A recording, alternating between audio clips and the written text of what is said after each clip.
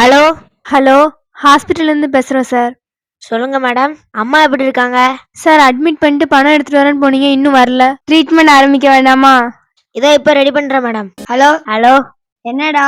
டேய், இப்ப என்கிட்ட பணம் இல்லையேடா, என்னடா பண்றது? டேய் நீ அப்படி சொல்லாதடா. வேற யார்கிட்டயாச்சும் ஏற்பாடு பண்ணி கொடுறா. சரி வெயிட் பண்ணு, நான் கூப்பிடுதேன். டேய் சொல்றா, ஏற்பாடு பண்ணிட்டியா? டேய், இன்னொரு பார்ட்டி இருக்கான்டா. அந்த பார்ட்டிட்ட பணம் இருக்குதான், ஆனா வட்டி எதிர்பார்க்காப்புல. என்ன பண்ணலாம், வாங்கலாமா? டேய் இப்ப என் நிலைமை சரியில்லை. அம்மா வேற ஹாஸ்பிட்டல்ல இருக்காங்க. என்ன பண்றது? வாங்கித்தான் ஆகணும். சரி ஓகே, நம்ம எப்போ மீட் பண்ற இடத்துக்கு ஒரு 10 நிமிஷத்துல வந்துரு. சரி, நான் வச்சிருந்தேன். இதோ இப்போ வரேன்டா.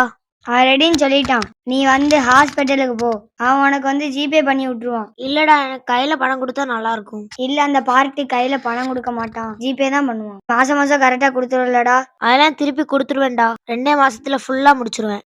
ஆனா நீ ஜிபே பண்ணாத, என் கையில கொடுத்துரு. சரிடா, ஓகேடா.